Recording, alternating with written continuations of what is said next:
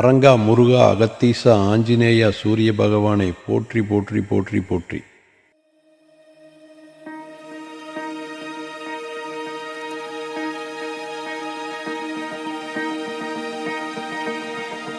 வணக்கம்ங்க. CP exports திருப்பூர்லேருந்து ஆனந்த் பேசுகிறேனுங்க.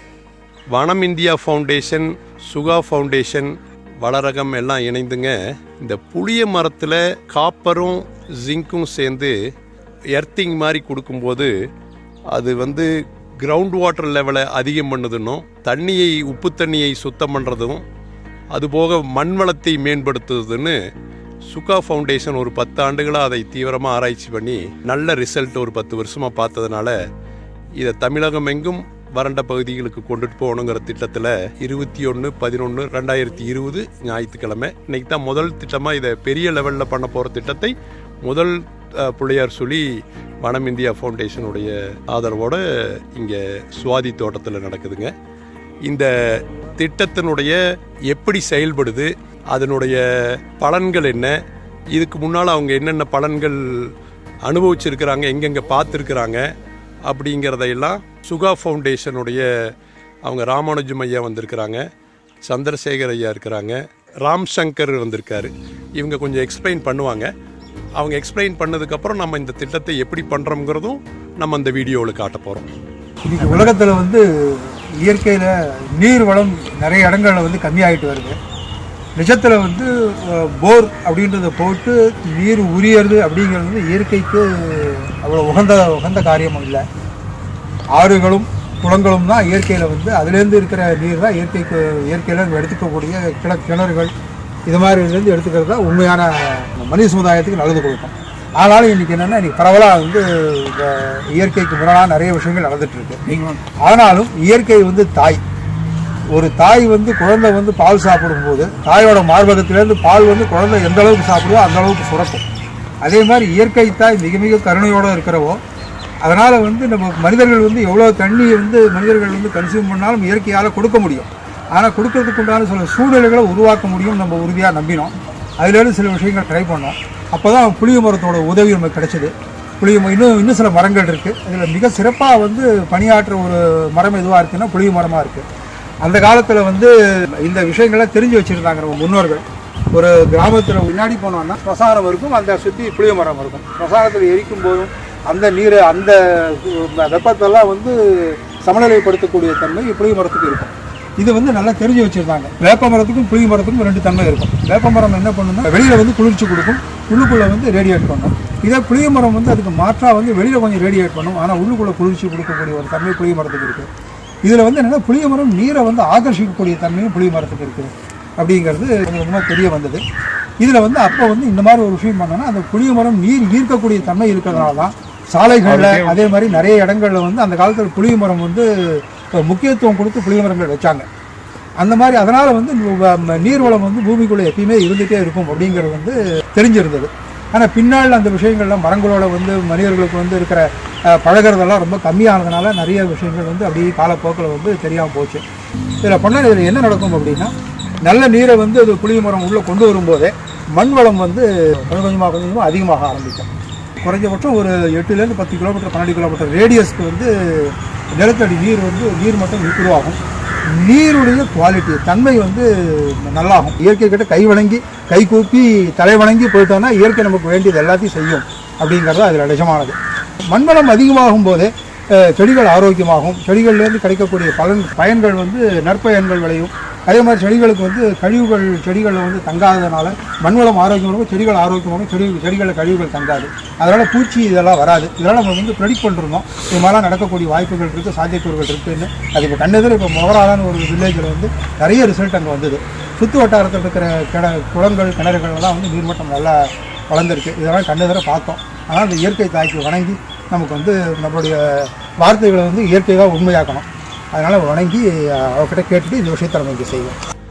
இவங்க இது இன்னொரு கடந்த 10 ஆண்டுகளாக 2010 இதை பல இடங்களில் ஒரு 20க்கு மேற்பட்ட இடங்களில் ஒரு சோதனை முறையில் பண்ணி நல்ல பலன் கண்டிருக்கிறதுனால இதை பெரிய லெவலில் திட்டமாக தமிழகம் முழுவதும் எடுத்துகிட்டு போகிறது தான் நம்மளுடைய அடுத்த நோக்கமாக இருக்குதுங்க. அதனுடைய முதல் படியாக இப்போது சுவாதி தோட்டத்தில் பல்லடத்தில் வனம் அமைப்புடன் இணைந்து சுகா ஃபவுண்டேஷன் இப்போ இந்த புளிய மரத்துக்கு அந்த எர்த்திங்கிற ப்ராஜெக்ட் அது கம்ப்ளீட்டாக இப்போ நம்ம வீடியோவில் காட்ட போகிறோம் என்ன பண்ணுறோம்னு. அதை வச்சுட்டு அனைவரும் பயனடைஞ்சால் நல்லாயிருக்கும்னு நினைக்கிறோம். இதனுடைய பலன் நம்ம ஒரு மான்சூன் சொல்கிறாங்க, நம்ம கொஞ்சம் சேஃபாகவே எடுத்துக்கலாமுங்க. ஒரு வருஷம் கழித்து இது நாங்கள் அதிகபட்சமாக சொல்கிறாங்க. அவங்க சொல்கிறது சில இடத்துல சில வாரங்களில் சில மாதங்கள்லேயே பெரிய பலன் அனுபவித்ததாக கண்கூட பார்த்ததாக சொல்கிறாங்க. அதெல்லாம் உண்மைதானுங்க. நம்மளும் எல்லா பக்கம் அது அவங்களோடவே பயணம் செஞ்சு எல்லாம் பார்த்துருக்குறோம்.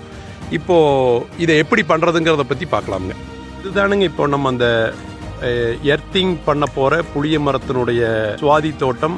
இந்த புளிய மரம் ஒரு 30-40 ஆண்டுகள் வயதுடைய புளிய மரமாக இருக்கணும். அதனுடைய வேர் பகுதியை பெரிதாக வளரக்கூடிய வேரை இப்போ நம்ம பார்த்தீங்கன்னா இங்கே பெரிய பெரிய வேருக இருக்கிறத பார்க்குறோம். இதெல்லாம் பெரிய பெரிய வேருக.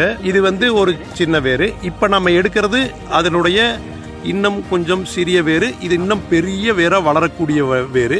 இந்த வேர்ல இருந்து காப்பரை கனெக்ட் பண்ணி அந்த காப்பர் ஒயர் அப்படியே இது வழியாக போயிங்க. காப்பர் ஒயர்லேருந்து ஒரு ஜிங்க் பிளேட்டில் கனெக்ட் பண்ணுறோம். அந்த ஜிங்க் பிளேட்டுக்கு அப்புறம் மறுபடியும் காப்பர் ஒயர் ஒரு 15 அடி ஆழம் உள்ள ஒரு குழியில் எர்த்திங்க, நம்ம மற்ற எலக்ட்ரிக்கல் எர்த்திங்க அதெல்லாம் பண்ணுற மாதிரி தான் அதனுடைய எர்த்திங்க. இது 15 அடி குழிங்க. இந்த பைப்பு வச்சுருக்கிறதுக்கு நம்ம ஒரு 15 அடி ஆழம் குழி போட்டிருக்கிறோம். இந்த காப்பர் கேபிளை மரத்தினுடைய வேரில் கட்டுறோம். இது இந்த ஜிங்க் பிளேட்டுங்க. இந்த ஜிங்க் பிளேட்டில் நல்லா வைண்ட் அப் பண்ணி இதோட முடிச்சிடுறோம். இது கேப்புங்க நடுவில். இந்த ஜிங்க் பிளேட்டினுடைய அடுத்த எண்டில் நல்லா இதே மாதிரி மறுபடியும் காப்பரை சுற்றி இதை நம்ம 15 அடி ஆழத்தில் எர்த்திங் கொடுக்குறோம். ஸோ இதனுடைய முக்கியமான கவனிக்க வேண்டியது நடுவில் காப்பர் ஜிங்கில் இருந்து ஜிங்க் தான் கனெக்ட் பண்ணுது காப்பரையும் இந்த இதையும். வேரை சுத்தமாக கழுவிடுறாங்க. ஸோ அந்த வேரினுடைய உயிர் பாகத்தில் மண் இல்லாத உயிர் பாகத்தில் அந்த காப்பர் ஒன்றிணைந்து பிணைந்து அது கூடவே இருக்கணும்னு ஒரு எண்ணம் தான் அதை சுத்தம் பண்ணுறதுக்கு காரணம். பாருங்க, காப்பர் கம்பி அந்த வேரில் நல்லா டைட்டாக சுற்றுறாங்க. அது காப்பர்னுடைய முழு காப்பரும் அந்த வேரினுடைய உயிர் பகுதியில் இணைஞ்சு இருக்கிற மாதிரி சுத்தப்படுது. ஒரு அடி நீளத்துக்கு இது மாதிரி சுற்றணுங்க. அந்த சுற்றுற அந்த காப்பர் ஒயரு அப்படியே வருது. இந்த ஜிங்கில் இதான் ஜிங்க் பிளேட்டு. இந்த ஜிங்க் பிளேட்டில் கனெக்ட் ஆகி அப்புறம் எர்த்திங் இது நமக்கு குழி 15 அடி குழி போடுறதுக்கு கொஞ்சம் தள்ளி வச்சுருக்கிறோம். இது ஒரு சுமாராக மரத்துலேருந்து 10 அடி தூரத்தில் இருக்குதுங்க. இது 10 அடி தூரத்தில் இருக்கலாம், 5 அடி தூரத்தில் இருக்கலாம், அல்லது இன்னும் ஒரு 2 அடி 3 அடி தள்ளி இருந்தாலும் 15 அடிக்குள்ளே இருந்தாலும் தப்பில்லை. இப்போ பாருங்கள், ஆல்மோஸ்ட் 1 அடி சுற்றியாச்சு. 10 kg பியூர் காப்பருங்க, 100% காப்பர். ஒரு முக்கியமான பகுதி இந்த வேலை. வளரும் வேரில் 1 அடி தூரத்துக்கு காப்பர் கம்பியை சுற்றியாச்சு. அதை நல்லா பெரியாத அளவுக்கு டைட் பண்ணியாச்சு. இது வளரக்கூடிய வேருங்கிறனால வேர் வளர வளர அது காப்பர் அதோட ஒன்றாகி இணைஞ்சிருங்கிறது தான் அதை டைட்டாக சுத்தறதுக்கு உண்டான பெரிய காரணம். இதனுடைய வேலை என்னன்னாங்க, இயற்கையாக புளிய மரம் செய்யக்கூடிய வேலையை ஒரு 100 மடங்கு 200 மடங்கு அதிகப்படுத்தி தண்ணியை ஈர்க்குங்கிறது தான் இதில் நடந்துட்டுருக்கிறது. இப்போ இந்த வேரில் copper wire 10 kg copper wire வளரக்கூடிய வேரில் ஒரு 2 அடிக்கு எப்படி சுற்றி இருக்குதுன்னு பார்த்துக்குங்க. அது முடிஞ்சோடனே அந்த காப்பர் ஒயர் ஒரு எண்டு இந்த ஜிங்க் பிளேட்டு அது ஒரு 1.5 அடி இருக்குங்க. அது ரவுண்டாக பைப்பு ஜிங்க் பைப் மாதிரி வளைச்சி அதில் கனெக்ட் ஆகி அந்த ஒயர் அப்படியே போகுதுங்க. போய் இந்த எர்த்து பிட்டுங்கிறது அப்ராக்சிமேட்டாக ஒரு 15 அடி ஆழம். இது பாருங்கள், ஒரு 15 அடி குழி. அதுக்குள்ளே அந்த காப்பர் ஒயரை 15 அடிக்கும் உள்ளே தள்ளிகிட்டே இருக்கிறாங்க. இது மாதிரி தான் குழி போடணுங்கிறது இல்லைங்க. நமக்கு 15 அடி ஆழத்துக்கு மண்ணுக்குள்ளே போகணுங்கிறது தான். அது நமக்கு எப்படி சௌரியமோ அதை வச்சு குழி போட்டுக்கலாம். சில பேர் ரிக்கை யூஸ் பண்ணி போடுறாங்க, சில பேர் ஜேசிபி வச்சே எடுத்துடுறாங்க. இது நம்ம கையில் கம்ப்ரஸர் வழியாக ஒரு கம்பியில் வச்சு ஒரு ட்ரில் மாதிரி 15 அடி ட்ரில்லை போட்டு எடுத்தோம்ங்க. நம்ம ஏதோ ஒரு வகையில் சைடு போருக்கு உண்டான கம்ப்ரஸரை வச்சு பண்ணோம். எந்த விதத்தில் வேணாலும் பண்ணிக்கலாமுங்க. ஆனால் நமக்கு 15 அடி ஆழம்ங்கிறது கொஞ்சம் நல்ல ரிசல்ட் கொடுக்குங்க. இது கொஞ்சம் காப்பர் ஒயரு கொஞ்சம் நீளம் பத்தாதனால ஜாயின் போடுறோம். பட்டு நமக்கு ஒரே நீளமாக இருந்தாலும் அது நமக்கு நல்லா தான் இருக்கும். இதை போட்டுட்டு இதை கம்ப்ளீட்டாக மண்ணை போட்டு மூடிடுறோம்ங்க. இவ்வளோதான் இதனுடைய வெரி சிம்பிள் ப்ராசஸ்ங்க. பட் ரொம்ப ரொம்ப பலனளிக்கக்கூடிய திட்டமாக இது வரைக்கும் அது அவங்களுடைய அனுபவபூர்வமாக இருக்குது. இதெல்லாங்க இயற்கை எண்ணெயை வேண்டி செய்ய வேண்டிய செயல்கள்ங்க. அவங்க நல்லபடியாக நமக்கு அருள் புரிஞ்சு எல்லாம் பண்ணிடுவாங்க. அதே சமயம் இயற்கையை அழித்து கொண்டிருக்கும் ரசாயன உரங்களை கண்டிப்பாக தவிர்க்கணுங்க. எல்லாருமே இயற்கை விவசாயத்துக்கு மாறணுங்க. இந்த திட்டத்தால் தமிழகத்தினுடைய பல வறண்ட பகுதிகள் பயனடையணுங்கிற நோக்கத்தில் வளரகம் இதை இலவசமாகவே ஒரு முதல் 100 இடத்துல பண்ணலாம்னு திட்டம் இருக்குதுங்க.